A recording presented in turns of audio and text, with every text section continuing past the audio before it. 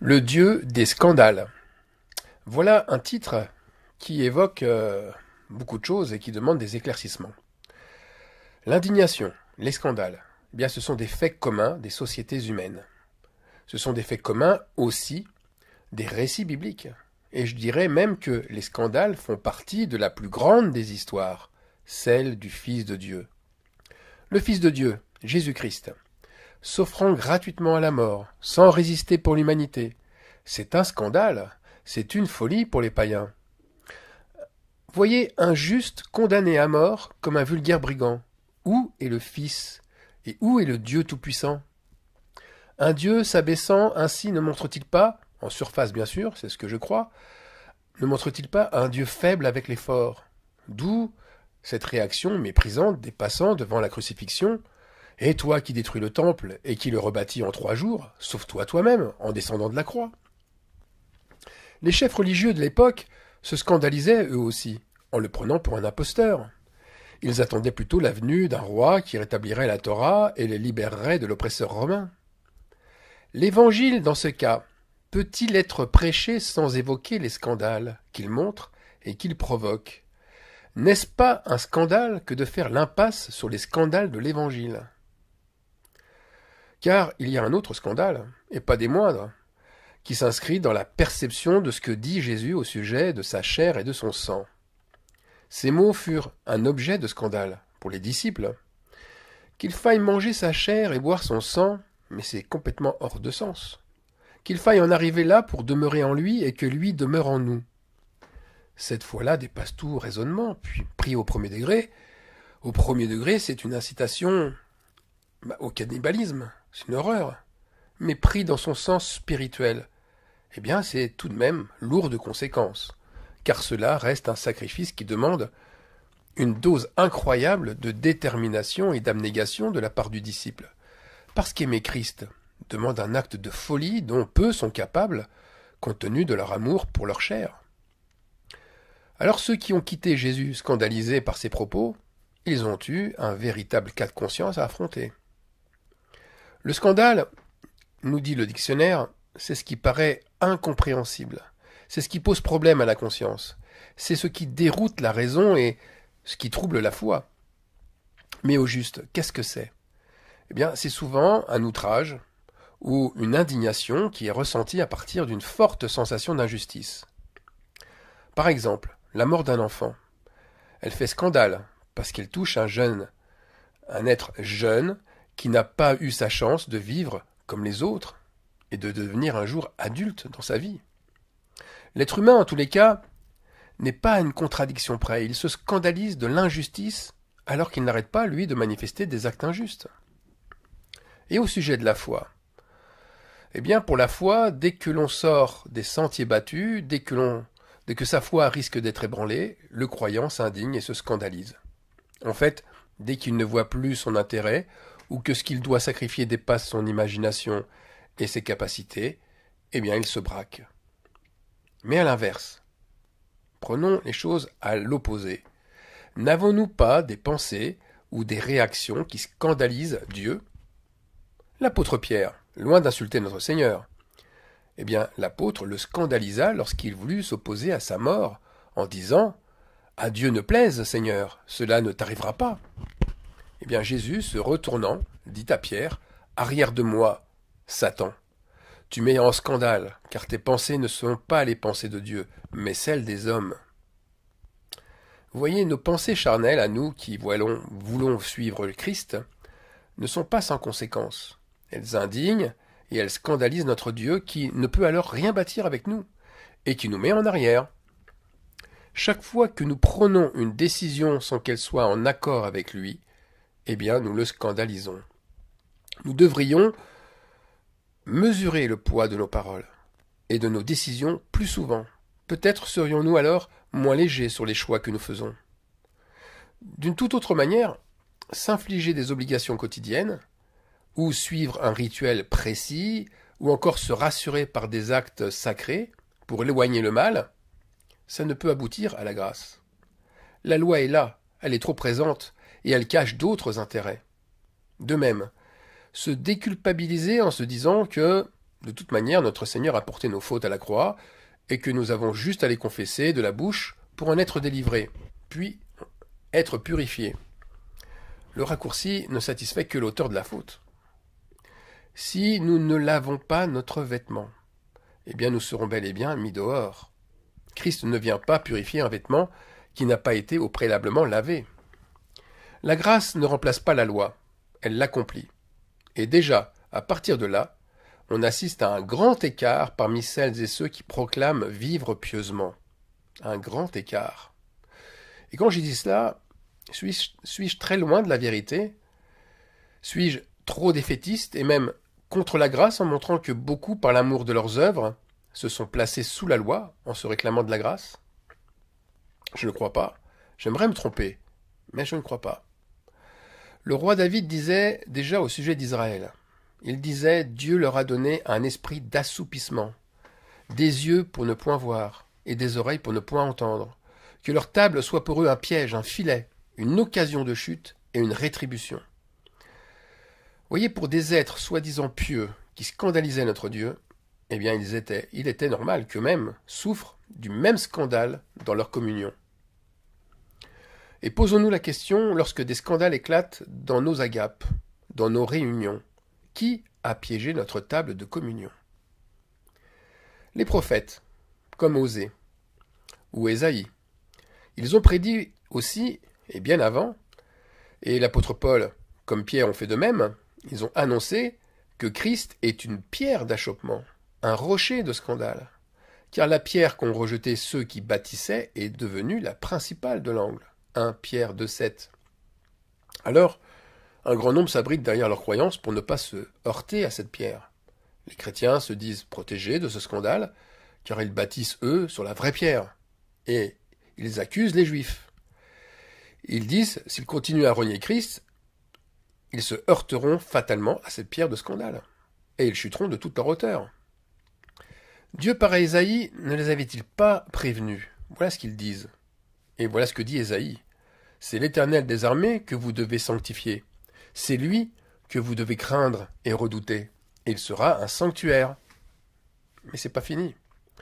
Mais aussi une pierre d'achoppement, un rocher de scandale pour les deux maisons d'Israël, un filet et un piège pour les habitants de Jérusalem. Plusieurs trébucheront, ils tomberont et se briseront, ils seront enlacés et pris. Ésaïe, chapitre 8, versets 13 à 15. Donc, l'esprit religieux aime donner des leçons aux autres pour redorer sa foi. Or, toute cette interprétation autour d'Ésaïe, chapitre 8, et tout ce qu'on vient de dire, même bâti, on le voit avec des versets bibliques, forts, ça reste très simpliste. Et surtout, c'est un mensonge. C'est un mensonge parce que on devrait remettre en cause, pas seulement les Juifs, mais tous ceux qui se disent bâtisseurs. Et bâtisseurs, ça signifie membre d'une synagogue, comme aussi membre d'une église ou d'une communauté religieuse. La question ou les questions primordiales, c'est si l'œuvre que nous bâtissons avec Christ s'écroule, que devons-nous en conclure? Doit-on continuer à se scandaliser? Ou n'est-ce pas Christ qu'il ait été fortement par les bâtisseurs eux-mêmes? Car Ésaïe prophétise au sujet d'Israël. Et ce qu'il prophétise, c'est ce qu'il pourrait prophétiser de la même façon pour l'Église des nations. Il dit, et là c'est Dieu qui parle par Ésaïe, « J'ai tendu mes mains tout le jour vers un peuple rebelle et contredisant. » C'est à un peuple élu qu'Ésaïe fait référence, et pas seulement pour celui d'hier. Et l'interprétation simpliste met de côté en premier ce qui est essentiel, la foi. La parole est près de toi, dans ta bouche et dans ton cœur. La bouche n'est pas suffisante pour croire. Le cœur doit être pur. Heureux ceux qui ont le cœur pur, car ils verront Dieu. Quand Jésus proclame cela, il insinue fortement que c'est la foi qui sauve et non sa croyance. Croire en Dieu avec un cœur impur, ce n'est pas la foi. Et Paul le dit bien, les païens qui ne cherchaient pas la justice ont obtenu la justice. La justice qui vient de la foi. Romains 9, 30. Donc, la foi, là, c'est un cœur pur. C'est ce cœur pur qui donne la foi. Alors ceux qui fêtent la Pâque ou qui célèbrent la Seine en étant enflés d'orgueil, en faisant des privilèges aux uns et pas aux autres, en maudissant dans leur cœur, ben ils se heurtent forcément à cette pierre.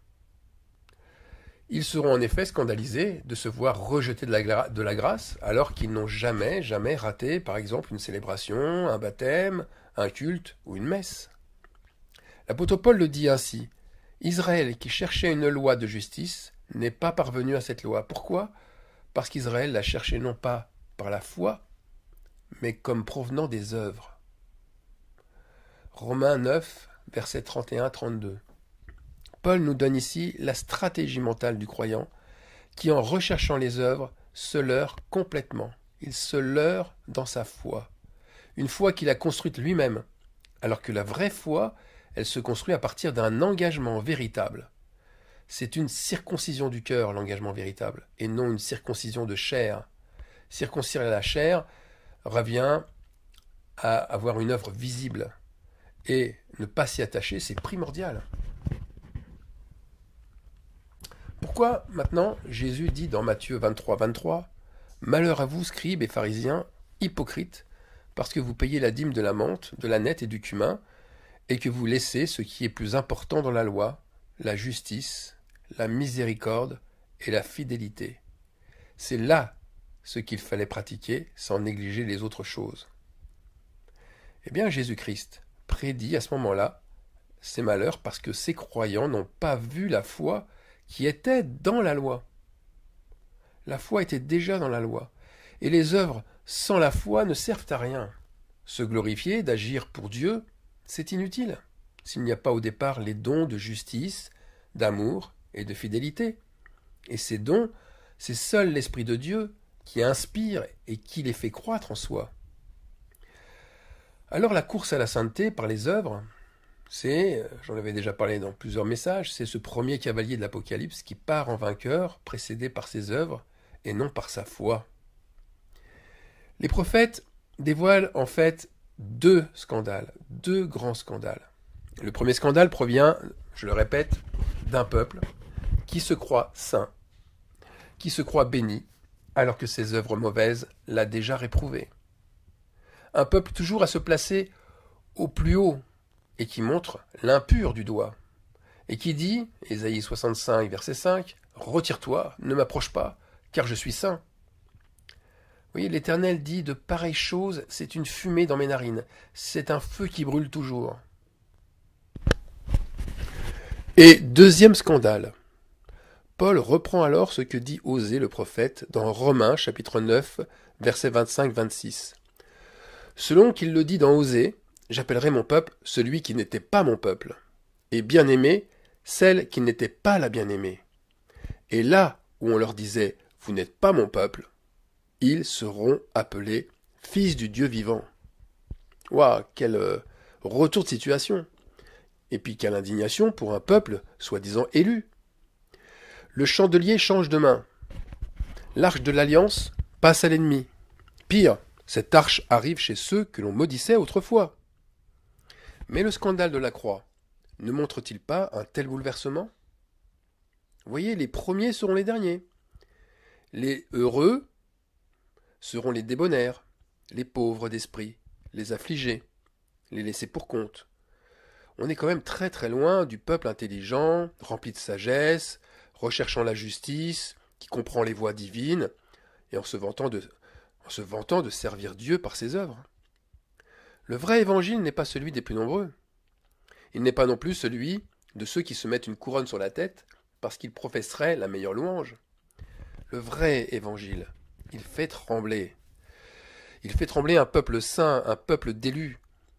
Il cause même un tremblement qui va jusqu'au tremblement de terre, détruisant ce qui faisait sa fierté à ce peuple. Mais dans les faits, qui tremble? Eh bien, ce sont celles et ceux qui se sont installés dans une foi superficielle. Car le scandale, il provient de là, de cette foi superficielle. Voyez, ils passaient pour être vivants, eh bien ils sont morts. Ils avaient de magnifiques œuvres, mais ils ont perdu leur premier amour. Ils avaient l'épée de la parole, ils n'ont plus que des doctrines de mensonges, et puis de démons, comme celles de Balaam et des Nicolaïtes, qui les font aimer la débauche. Ils se vantaient d'être riches, de s'être enrichis, de n'avoir besoin de rien, eh bien les voilà tièdes et vomissables. On pourrait mettre un point final à tout ça, et dire que Dieu, voilà, fait son jugement, mais face à cette scandaleuse trahison, Dieu a de la compassion. Et quelle compassion de la part de notre Seigneur, car même parmi eux, le Saint-Esprit continue de leur tendre la main. Et le Saint-Esprit leur dit, « Aie donc du zèle et repens-toi » Apocalypse 3, 19. Parce que un tout petit reste entendra ces mots, tandis que les autres resteront sourds aux avertissements. Ils préféreront continuer à persévérer dans leur ingratitude, à s'endurcir encore davantage. Mais, voyez, dans tout ça, Dieu n'est pas sélectif. Non, non, c'est nous-mêmes qui le sommes devenus en étant pour lui un objet de scandale, et surtout en se satisfaisant de sa condition d'infidèle. Le scandale, dès que nous en prenons conscience, il doit tout de suite, à l'instant, nous faire revenir à la parole. Pierre a scandalisé Jésus, bien sûr, mais Pierre aurait pu lui aussi s'endurcir en restant choqué de la réaction de Jésus qui lui dit « Arrière de moi, Satan ». Or, son amour de la vérité à Pierre, cette justice, cette miséricorde, cette fidélité que l'on trouve dans Matthieu 23, 23, eh bien cet amour, Pierre l'a toujours amené à se repentir. C'est pour ces raisons que nous devons prêcher sans cesse le scandale de la croix, car Dieu n'est pas au-dessus de nous pour nous contraindre ou pour contraindre un peuple à le suivre, pour contraindre un peuple à le servir ou bien à le faire mourir. Mais Dieu s'est abaissé, naissant dans le corps d'un simple homme, dans une petite étable, pour que par ses souffrances et par le don de sa vie, il sauve de la mort quiconque se repent et l'invoque de tout son cœur. Amen.